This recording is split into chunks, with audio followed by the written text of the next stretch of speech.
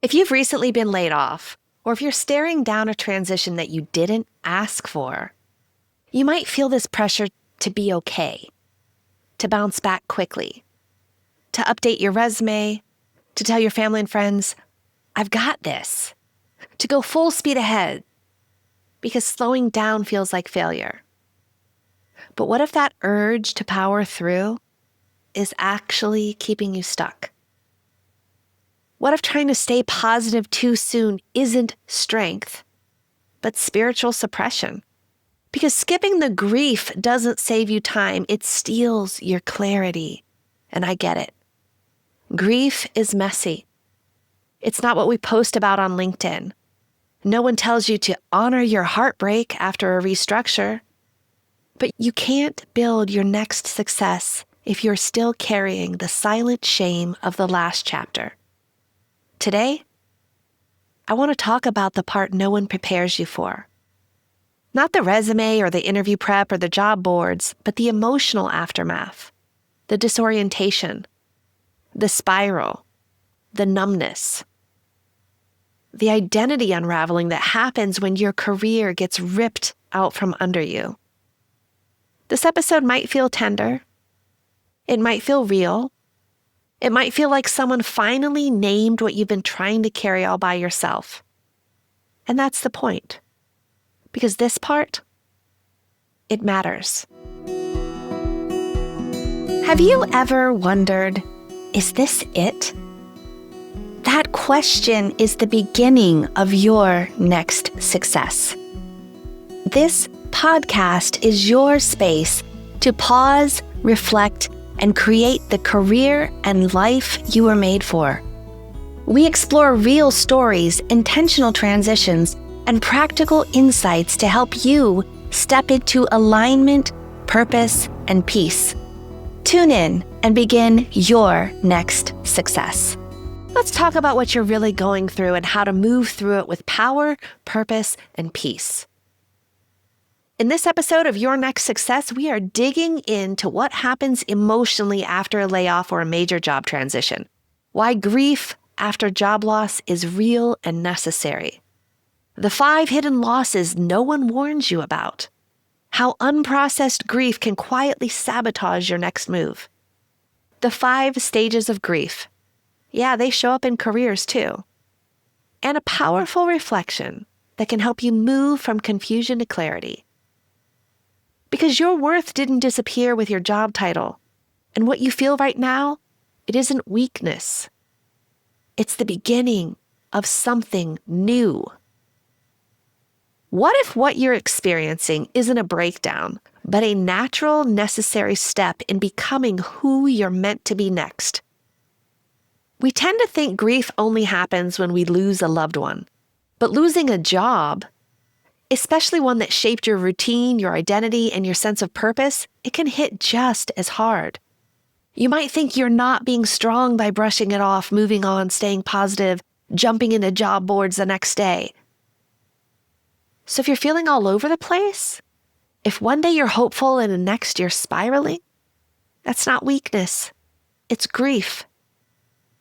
And understanding it might just give you the power to move through it. Because here's the truth, skipping the grief doesn't save you time. It steals your clarity. Because the pain, the shame, the identity unraveling, it all has something to teach you. You don't need to stay in grief forever, but you do need to walk through it. Today we're talking about the part no one wants to talk about, the emotional aftermath of losing your job, the grief, the fear, the pressure to perform or bounce back immediately. Let's talk about the grief after a layoff and how to come out stronger on the other side. When I was laid off, I expected to feel stressed. What I didn't expect was the identity crisis. I expected to feel worried, maybe even embarrassed. I didn't expect the flood of emotions. I didn't expect to stare at my computer screen for 3 hours straight, unable to even open a single job board. I didn't expect the brain fog, the shame, or the strange emptiness in the middle of the day, the tension in my chest, I wasn't just unemployed, I felt untethered. And no one talked about that part. Layoffs aren't just logical, they're emotional. And yet we're often encouraged to power through, to keep our heads up, to slap on a brave face and send out resumes like nothing happened. People said things like, "You'll bounce back. You're so accomplished, you'll be fine." And my personal favorite, "This is probably a blessing in disguise."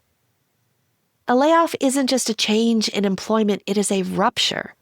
It messes with your sense of self, your rhythm, your security, your story. And unless we name it, unless we honor it, we risk recreating the exact same pain in a different job. So if you've been feeling tired, foggy, unmotivated, embarrassed, angry, jealous, numb, let me say this clearly. You are not broken. You are grieving.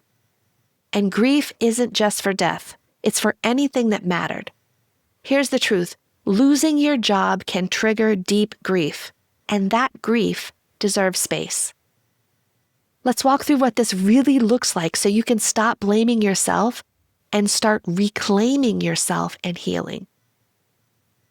You already know you lost your job, but here are 5 things you may not have realized you are also grieving. Number 1, the loss of identity. You were someone there.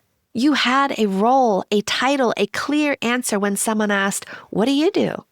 Now it's murky, and you may feel invisible. Number 2, the loss of routine. Your days had structure, a rhythm, a reason to get up. Now mornings feel strange, evenings feel long, time stretches in weird ways. Number 3, loss of community. Coworkers you saw every day, maybe people who were part of your daily life are suddenly gone. No more casual check-ins. No more, "Did you see that email?" It's quiet now. Number 4, loss of status or safety. Even if your job didn't define your worth, it probably provided security. There's embarrassment. There's uncertainty. Maybe you're wondering what people think, or what happens if this lasts longer than you planned. Number 5, loss of momentum. You were on a path. Maybe you had goals, a growth plan, a vision for your next move. And now, the GPS is blank. If any of these hit home, it is not just in your head. That disorientation, that sadness you can't quite name, that's grief.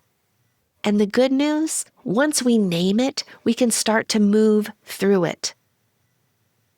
Grief isn't just about death. It's about losing anything that mattered. And for a lot of us, our career mattered, our role, our schedule, our work friendships, the title, the parking spot, the daily routine. It gave us structure and meaning. When that's gone, it is a kind of grief. And yet most people never talk about it. We power through. We tell ourselves to get over it. We apply for 15 jobs to feel productive. We pretend we're fine.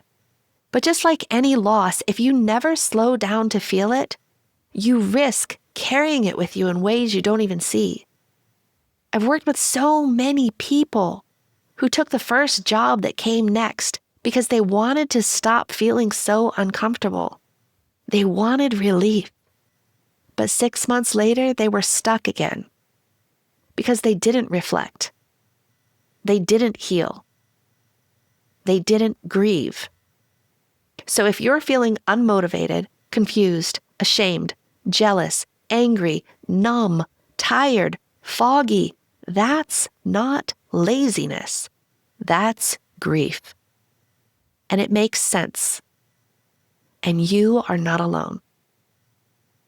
You may have heard of the 5 stages of grief: denial, anger, bargaining, depression, and acceptance. They were first introduced by psychiatrist Elizabeth Kubler-Ross to describe how terminally ill patients process the reality of death. But these stages also show up in any kind of deep loss, including one where you lose the job, rhythm, identity, and future you thought you had. Let's walk through them, not as a checklist, but as real emotional landscapes that you might find yourself moving through or circling back to at any point. Number 1, denial. This can't be happening. You stare at the email, or you replay that conversation in your head. You scroll job boards like a robot. You feel numb or weirdly detached. You might distract yourself with busy work, organizing files, rewriting your resume 12 times, obsessively cleaning the house, or you might do nothing at all. It's all normal. Denial protects your system from the full weight of the reality. It's your mind's way of cushioning the blow. We've been told that denial is avoidance, that it means you're not strong enough to face reality, that if you're still numb, still spinning, still not ready to update LinkedIn, you're somehow doing this wrong. But what if that's a lie? What if denial isn't a sign of weakness, but the intelligence of your nervous system doing exactly what it was designed to do, to keep you safe, to give you a moment, to create just enough space between the impact and the meaning so that you don't collapse under the weight of it all. See, when the layoff happens, your brain doesn't just receive the news, it experiences a threat. The identity you held, the structure you followed, the security you leaned on, suddenly gone. And in that moment, your body doesn't ask, what's my next step? It asks, am I safe? And if the answer isn't clear, it does the next best thing. It buys you time. It slows everything down. It says, not yet. Let's breathe first. That's denial. It's a pause, a holding pattern, a sacred stall that allows your soul to catch up with your circumstances. So if you've been feeling frozen, don't shame yourself. Honor the wisdom behind the stillness. It's not that you're broken. It's that your system is wise. And it knew. You needed a moment to land. The trick? Don't unpack and live there. But don't rush the exit either. Because once your breath returns, once your footing steadies, you'll move. And when you do, it won't be because someone told you to. It'll be because you're ready. Not to run, but to rise. What if denial isn't a sign of weakness, but your nervous system trying to keep you safe while you catch your breath? Let it. Just don't stay here forever. Number 2, anger. This isn't fair. You trusted them. You gave your best. You made sacrifices, and now you're out? You might rage at the company, your boss, HR, or snap at your partner. Or you stew in resentment over a coworker who stayed. Anger isn't just about blame. It's often pain in disguise. It says, I cared. Let yourself feel it. Punch a pillow, take a drive, journal. Move it through you. I once worked with a brilliant scientist who screamed into a towel every day for a week after her layoff. Then she started sculpting. That sculpting turned into a side business. The anger became art and eventually her joy. We've been told to suppress anger, to keep it quiet, to make it polite, to smile and say, it's fine, even when we're screaming inside. But what if that's backwards? What if anger isn't a problem to fix, but a signal that something meaningful was violated? What if your rage isn't irrational, but deeply intelligent? Because anger only shows up when something mattered. It's the emotional flare that says, I gave something here. I cared. I sacrificed. I believed. You don't get angry about things you've never invested in. You don't burn with emotion over things that you never loved. So if you're angry, it means you showed up. You gave your time, your energy, your ideas, your presence. You went all in. And now your system is trying to reconcile. How could they let me go? Why didn't it matter? Where do I put this fire? Here's the truth. Anger is energy. It is passion without a place to land, and it is not a sign that you've lost control. It's a sign that something deep within you still wants to fight for meaning, still wants to create, still wants to matter. But here's the shift. Don't waste that fire burning bridges. Use it to forge what's next. Rage, then write. Cry, then create. Yell into a towel, then sculpt your next chapter from the ashes. Anger doesn't make you unprofessional, it makes you human. And when you channel it, that heat becomes power. Imagine what your life would be like if your career aligned with who you are, what you do best, and actually fueled the life you want. At Next Success, we support all ages and stages through career transitions, from students exploring majors or careers to job seekers actively searching or reimagining their next move to professionals committed to self-awareness and leadership growth. Stay connected and explore what's possible at nextsuccesscareers.com and follow Next Success Method on LinkedIn, YouTube, Instagram, and Facebook. You're listening to Your Next Success with Dr. Carolyn Sangal. Let's continue the journey to your authentic success.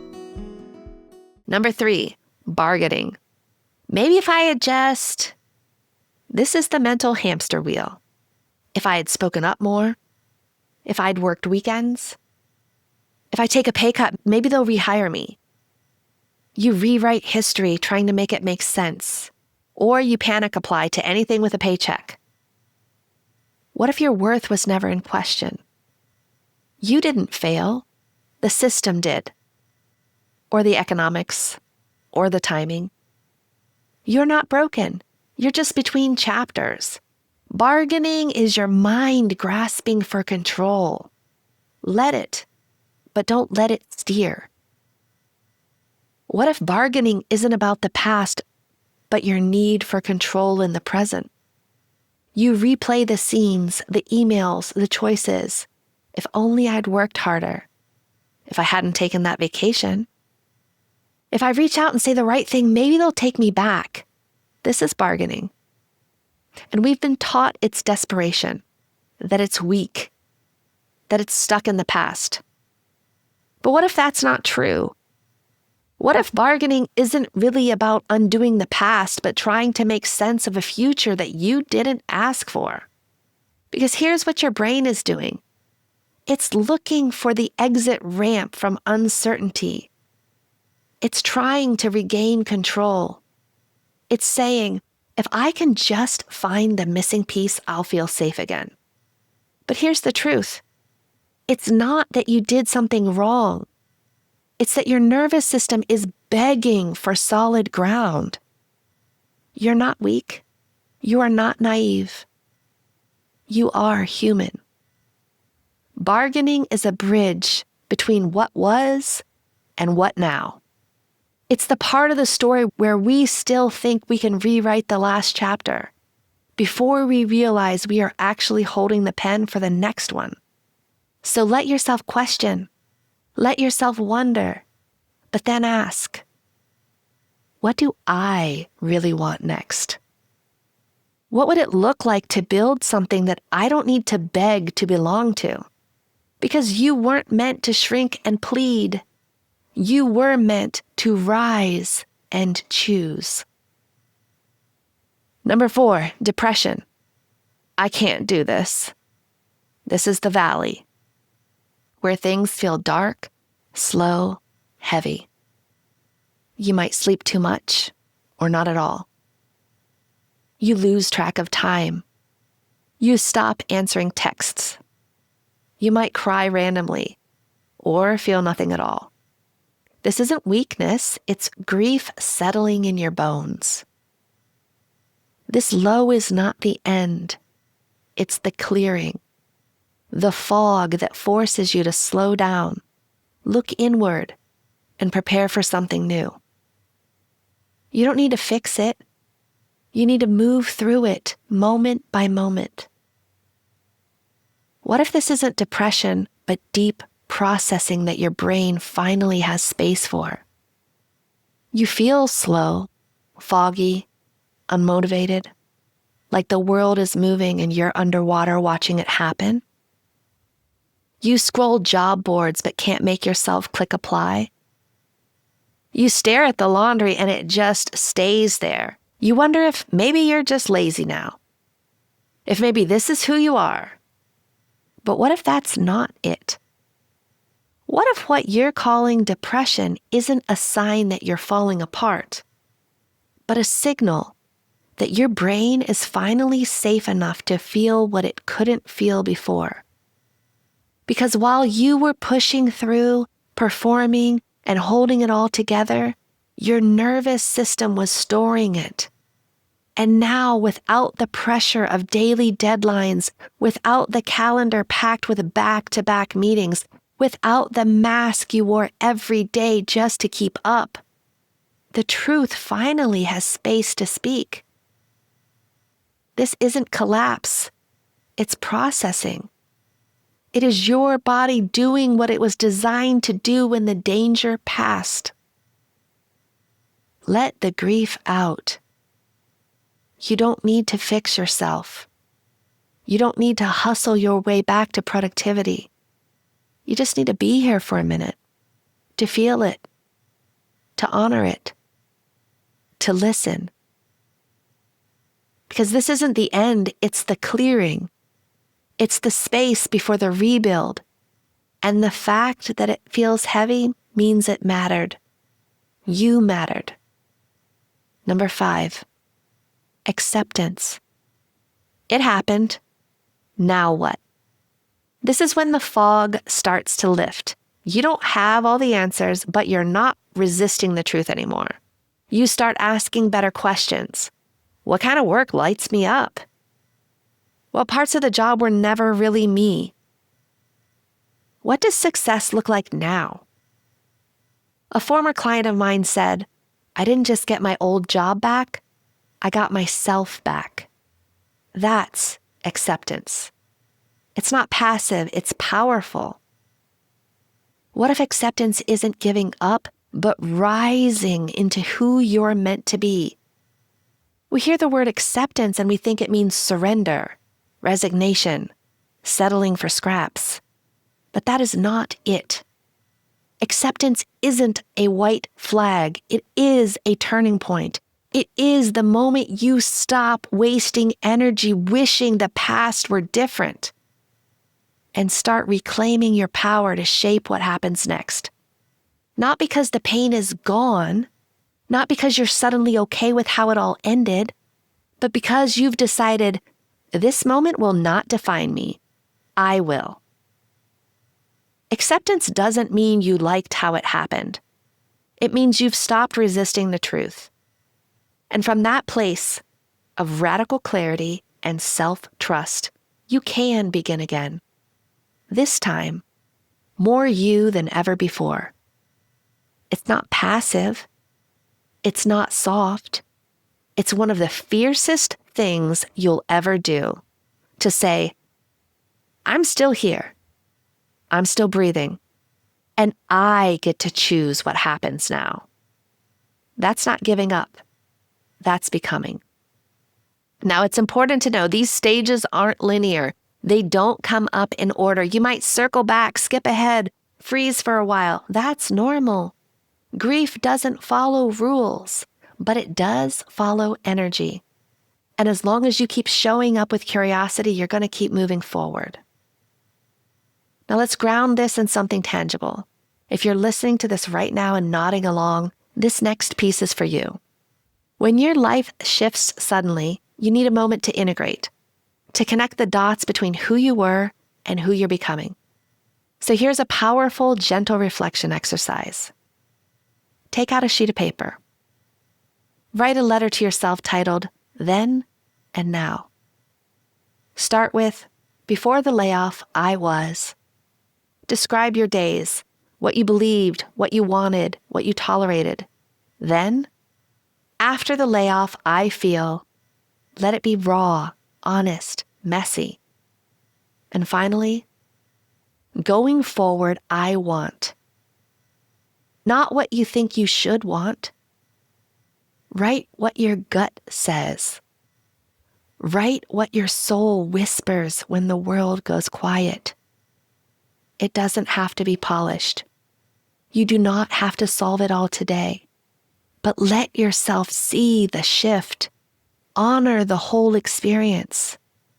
Name the shift. It gives you back your power. It helps you stop running from the discomfort and start listening to what it's trying to show you. You've been through a lot. Let this be the moment you stop pretending you're fine and start honoring what's real. Because when you do that, you stop running and start healing. Think about it like this. It's not just a job you lost. It was a relationship, a routine, a rhythm, a version of yourself that had a home, and it ended. But you didn't get to decide when or how. You didn't get closure. You didn't get to choose. That's not just hard, it's haunting. It can feel like a breakup that you didn't see coming. You're standing there holding the pain, the questions, the loose ends.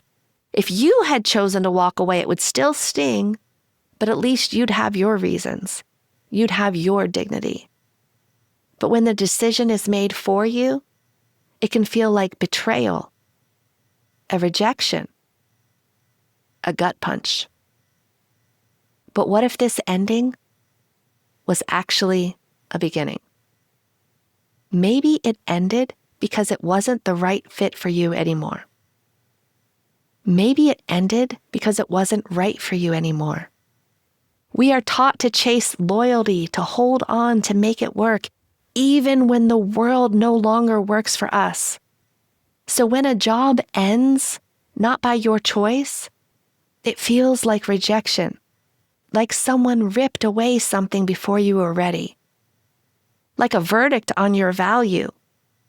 But what if life stepped in, not to punish you, but to protect you? What if you were never meant to stay? What if your spirit had outgrown the space? Your gifts had outpaced the role, and life, kind, fierce, and unflinching, stepped in to do what you wouldn't. Maybe the layoff wasn't a detour. Maybe it was a divine course correction.